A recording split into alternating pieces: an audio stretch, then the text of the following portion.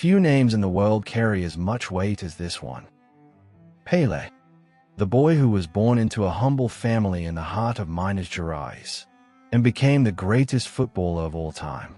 But before he was called the king, PELÉ was just Edson, a boy who played with a sock as a ball, and carried in his feet a dream bigger than the world could imagine.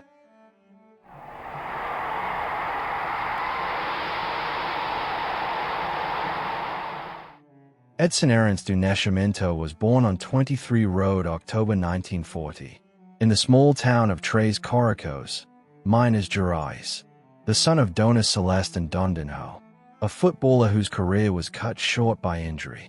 Childhood was hard. There was no money for toys, no money for boots, but there was imagination. PELÉ learned to play using socks stuffed with newspaper, or even a guava, and it was in that improvisation, in that world of simplicity, that the greatest footballer of all time began to emerge. In 1950, Brazil lost the World Cup at the Maracanã to Uruguay, the infamous Maracanazo. Edson was just 9 years old, but he never forgot that scene. He saw his father, Dondinho, weep for the defeat, and in that moment, he promised, "Don't cry, Dad. I will win a World Cup for you." A promise that seemed impossible for such a small boy, but destiny would make sure it was kept. By the age of 11, PELÉ was already turning heads in the fields of Bauru, where his family had moved.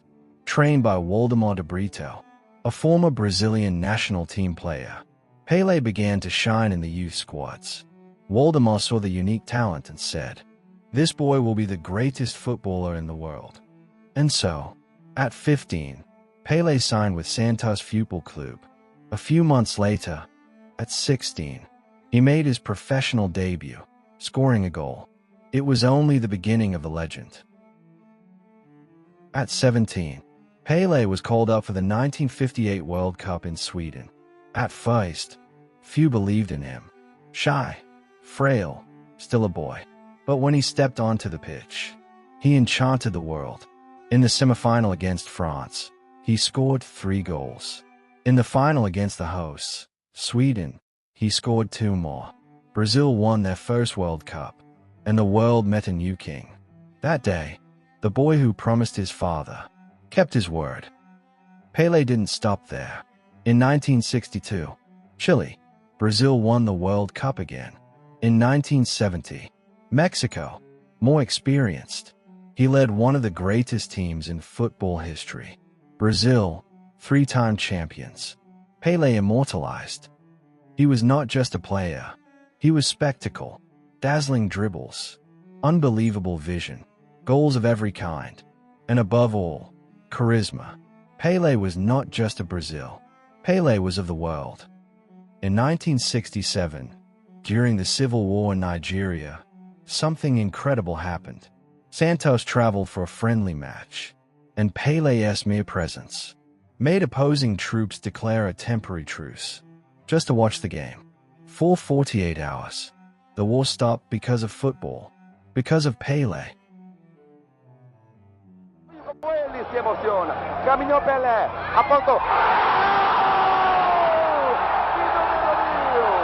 Olha o Espírito Santo! Olha a loucura!